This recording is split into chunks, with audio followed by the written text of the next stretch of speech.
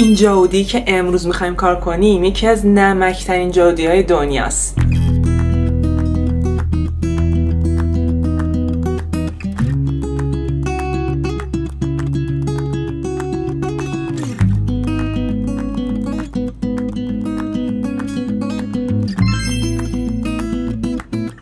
سلام، من بهنازم. اینجا کانال بهوارت. خیلی خوش اومدیم به ویدیوی جدیدمون. امروز قراره با ترکیب خمیر مجسمه مانگیو که برای اولین بار میخوام استفاده کنم و بهتون نقاط ضعف و قوتش رو هم بگم و با یه بشقاب سفالی قراره با هم دیگه ترکیبشون کنیم و یه جاودی با نمک گوگولی بسازیم. بریم شروع کنیم.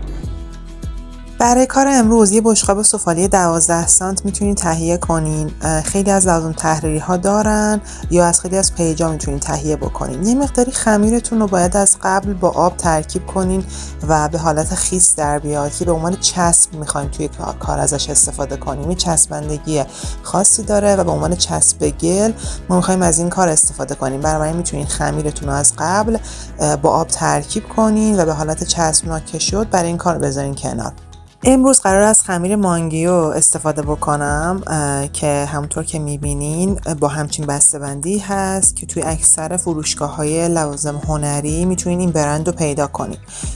قیمت 1 کیلویش الان من 300 و در واقع 60 تومن خریدم 1 کیلویشو که این هم الان 1 کیلویش هست و بافتش الان میخوایم با هم دیگه ببینیم. یه بافت خیلی سفتی داره و متراکمه و اولش خیلی باید با دستتون ورز بدین تا بافتش یک دست و نرم بشه. یعنی به نسبت بقیه خمیرهایی که قبلا کار کردیم مثل داس یا دازن به نسبت اونا خیلی خیلی سفت‌تره و بافت متراکم تری داره، ولی از نظر بافتی به صورت کلی شبیه به اونا هست. حالا تا آخر ویدیو بهتون نقاط ضعف و قوتش رو میگم.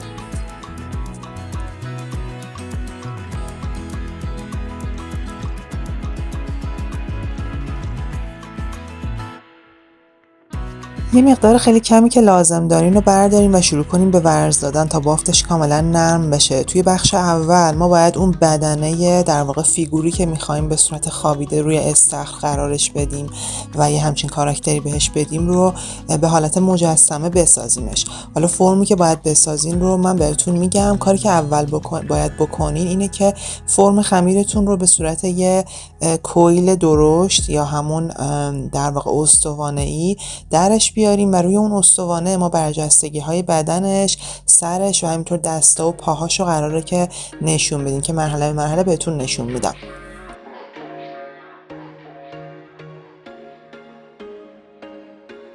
There was once a day that I would pray for you. I'd go and misbehave just so you'd notice too. Sneaking looks up and down from across the room. Damn, what a hell of a view. I feel good, you look great. I like you, I can't wait. A first time, a first date. You're so fine, I'm so late. You sip wine, I drink straight. Don't waste time to my place. I feel my heart erase. So catch me if I fall.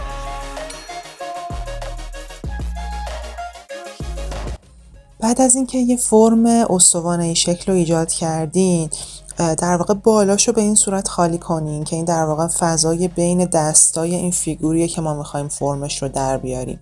2 تا دست براش کار میکنیم. یه برجستگی برای سرش باید در نظر بگیرین، یه برجستگی برای کمرش باید در نظر بگیرین و بعد از اون قسمت پایین تنش کار میشه و همینطور پاهاش هم به صورت جداگانه میتونین بینش رو در واقع فضاش رو خالی بکنین تا اون پاها رو فرم بدین بهش.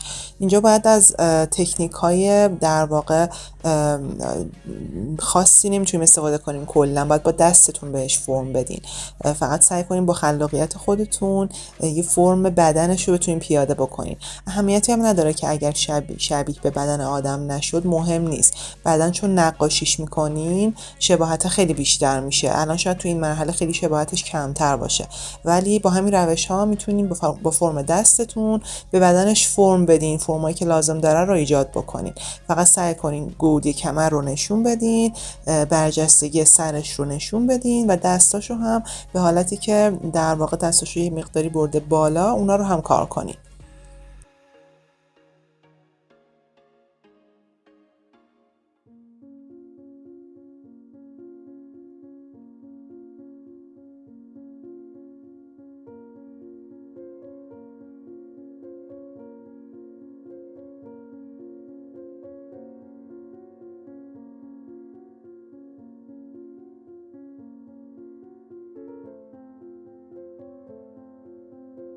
اینجا دارم این قسمت رو خالی میکنم تا فاصله بین سر و دست رو نشون بدم و برجستگی سرش رو بتونم بیشتر بکنم. دست های مقداری بزرگن، لازمن که بعدش یک کوچولو دستا رو کوچیکتر و ظریفتر و باریکتر بکنیم و به هم نزدیکترشون بکنیم فرمشون رو.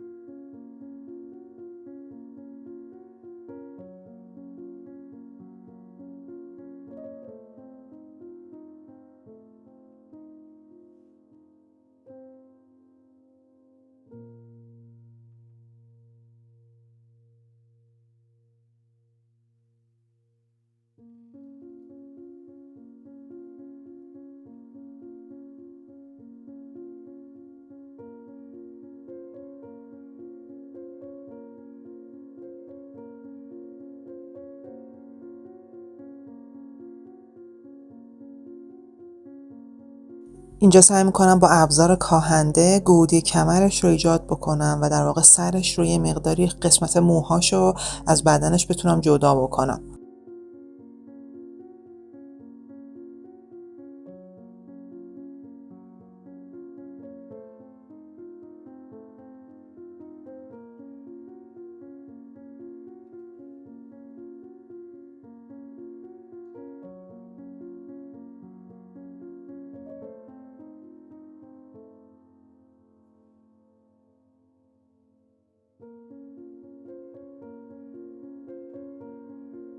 برای اینکه کارم خیلی سنگین نشه پشت کارم رو یه برش کامل میدم تا سبکتر و کوچیکتر بشه و در واقع فضای صافی باشه که برای اینکه اتصال پیدا کنه به بشقاب یه سطح صافی داشته باشه. این پشت در واقع اون فیگوریه که وصل میشه به بشقابمون. پس این قسمت رو حتما خالی کنین تا هم خمیر کمتری مصرف بشه هم کارتون ظریف‌تر بشه. حالا باید یه مقداری ظرافت اون دستای فیگورمون رو بیشتر کنیم و فرمشون رو در واقع یه جوری قرار بدیم که بالای سرش بیشتر قرار بگیره، به هم نزدیکتر باشه دستا و فاصلش با سرش دوباره بیشتر بشه. لبش رو حتما گرد کنین، تمیزکاریش رو انجام بدین تا یه مقداری فرم بگیره کارتون و بیشتر شبیه بشه به اون فیگوری که میخواین. همونطور که میبینین کم کم داره کار ما فرم میگیره. اینجا دیگه باید جزئیات و بیشتری رو اضافه بکنیم، پایین تنش رو اضافه بکنیم و فرم بدنش رو بتونیم پیاده کنیم.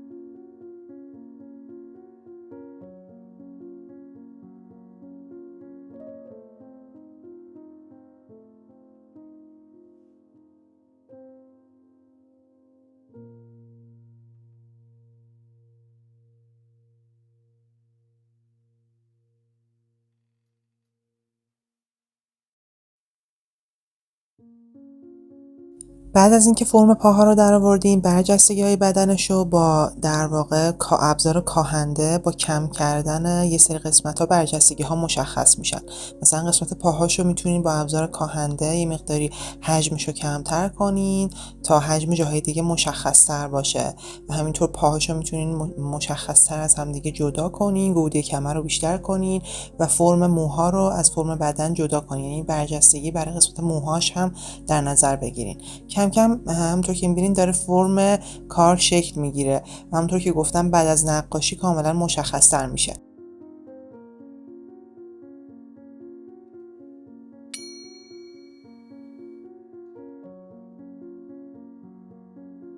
برای اتصال در واقع کار به سطح بشقاب سفالی که از قبل داریم، شما حتما باید از چسب گل خیلی غلیظی استفاده کنین. یعنی خمیرتون رو به حالت خیلی رقیق شده در بیارین، روی 2 تا سطح کارتون به عنوان چسب بزنین و بعد کار رو روی اون فیکسش کنین که بچسبه به کار و دور تا دورش رو بهتره یه فتیله باریک دیگه بندازین و فیدش کنین. اگر فتیله نندازین هم میتونین از چسب گل غلیظ استفاده کنین، با قلمو بهش بزنین که اتصال بهتر باشه. اما خب این خمیریه که خیلی ترک میخوره، بهتره که یه در واقع خمیر اضافه تر فید کنین که اتصالش بهتر باشه. یعنی چسب به تنهایی کافی فکر نمی‌کنم باشه، مگر اینکه از خمیرهای داس یا دازن استفاده کنین، شاید اونها چسبندگیش بهتر باشه. وگرنه این کار حتما لازمه که یه گل اضافه تر یا خمیر اضافه تری بهش وصل بکنین بعداً.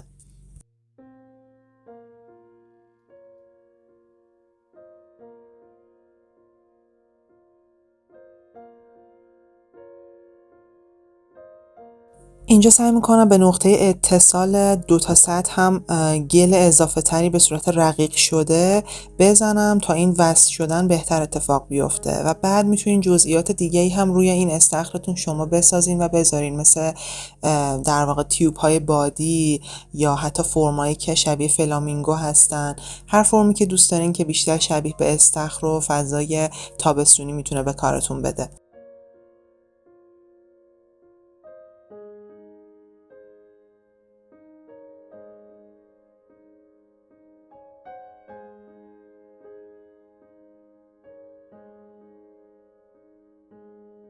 یادتون نره که جای عودش رو تو این مرحله مشخص کنین. با یه دونه عود جای عود رو براش میتونین مشخص کنین، تمیزکاریشو بکنین و حواستون باشه توی این مرحله که میذارین کارتون خشک بشه بیاین چک کنین، چون ممکنه ترک بخوره. اگر ترک خورد ترکشو باید بگیرین.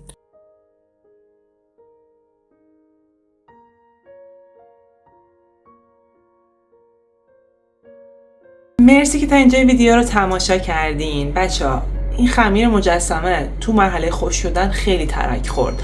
یعنی قسمتی که اتصالش دادیم به بشقاب شاید من 5-6 بار ترکاشو گرفتم. اگر این اتفاق برای شما افتاد و ندونستین چی کار بکنین، توی یکی از ویدیوهای قبلی من روشایی که میتونین چجوری ترک بشقابتون رو بگیرین، ترک در واقع کارتون رو بگیرین رو بهتون گفتم. لینکشو این بالا براتون میذارم. توی ویدیویی که با کوه نور کار کرده بودیم و یه قاب آینه ساختیم، اون کار هم خیلی ترک خورد. من روشاشو بهتون گفتم که اگر کارتون ترک خورد تو مرحله خشک شدن چجوری ترکا رو بگیرین که این ترکا روی کارتون نمونه. اینم دقیقاً مثل همون خمیر بود، خیلی ترک خورد. و یه باگ دیگه ای که داشتیم بود که این خمیر وقتی که داره خشک میشه یه مقداری دفرمه میشه، یعنی جمع میشه. اگر میخواین یه چیز صاف بسازین حتما باید روش یه چیز سنگین بذارین که این از حالت دفرمگی خارج نشه. این دوتا ایراد رو داشت کلا و یه مقداری هم بافتش سفت بود و متراکم بود و خیلی ورز دادنش سخته به خاطر اینکه بافت نرمی نداره. من قبلا یه ویدیویی براتون ضبط کرده بودم که رتبه بندی و درجه بندی خمیرهای مجسمه‌ای بود که تو بازار هست. خمیر مانگیو توی اون رتبه بندی میتونه رتبه 4 بگیره بعد از کوه نور. حالا ویدیوی اونم براتون میذارم این بالا، میتونین ویدیوی اونو هم ببینین. برسه در واقع توضیحاتی که بهتون میدم، خمیری که لازم دارین و برای شما مناسب هست رو میتونین تهیه بکنین. در مجموع خمیر بدی نیست، ولی خب یه سری ایرادایی داره دیگه، یک سری ضعفایی داره. یکی از ضعفاش هم همون ترک خوردنشه. به نظر من دازن باز بهتر از مانگیو هستش. برای نقاشی حتما باید از رنگ اکریلیک استفاده بکنین، نمیتونین از گواش استفاده بکنین. برای رنگ بدنش از سفید، یه کوچولو زرد و قرمز کادمیوم میتونین استفاده کنین، یه گلبهه روشن بسازین. مایه‌شو من قرمز و آبی میخوام بکنم، رنگ زمینش هم یه آبی روشن میشه و اون تیوبو هم من زرد انتخاب میکنم. حالا شما میتونین هر رنگی دوست داشته باشین میتونین انتخاب بکنین. بعد از اون یه مرحله کارتون باید وارنیش بخوره. برای وارنیش میتونین از اسپری کیلر هم استفاده کنین و بعد از اینکه اسپری کیلر زدین کار شما آماده است برای استفاده. فقط نکته‌ای که داره اینه که این خمیر رو باید بذارین کاملا خوش بشه و بعد نقاشیش کنین، یعنی حداقل یه 2 روز بذارین خوش بشه و بعد بیاین برای نقاشی. امیدوارم که این ویدیو براتون مفید باشه. اگر که دوست داشتین میتونین کانال منو سابسکرایب کنین، ویدیو رو برای یکی از دوستاتون بفرستین تا منم انگیزه بگیرم از حمایتتون و ادامه بدم به این آموزشا. یه نکته دیگه که می‌خواستم بهتون بگم اینه که اگر که از خمیر داس برای ساخت این کار استفاده کنین قطعاً دردسرش کمتره و خیلی راحت‌تر میچسبه. اتصال این خمیر به بشقاب سفالی خیلی کار سختی بود، یه مقداری ترک زیادی میخوره. برای خمیر مناسب تری برای این کار باید تهیه بکنین. ولی اگر هم ترک خورد اصلا اشکالی نداره، زمانی که اکریلیک میاد روش و بعدم وارنیش میزنین، چون اونا خودشون داخلشون چسب دارن، یه پوشانندگی کلی بهش میده و اصلا ترکه شاید دیده هم نشه. یعنی خیلی هم حساسیت به خرج ندین. اگر قرار برای خودتون بسازین که اصلا اهمیتی نداره. اگر خواستین از طریق این جاودیا درآمدزایی بکنین و کاراتون رو بفروشین، این سبک کارها رو بخواین بفروشین، بهتره که از خمیر با کیفیت تر و متریال بهتری استفاده کنین که ترک نخوره و اتصال بهتری ایجاد بشه. نکته آخر اینه که اگر که بشقاب سفالی نداشتین و دوست داشتین که بشقابشو هم خودتون با خمیر بسازین، آموزش ساخت بشقاب ساده توی این ویدیوی بالا هست که با اون روش میتونین بسازین. تازه میتونین فرمشو دفرمه کنین، فرم استخر در بیارین، دفرمه ترش بکنین، هر فرمی که دوست داشته باشین که دیگه بستگی به خلاقیت خودتون داره. این از آموزش امروز. امیدوارم لذت برده باشین. مرسی که تا اینجا تماشا کردین. تا ویدیوی بعدی، خداحافظ.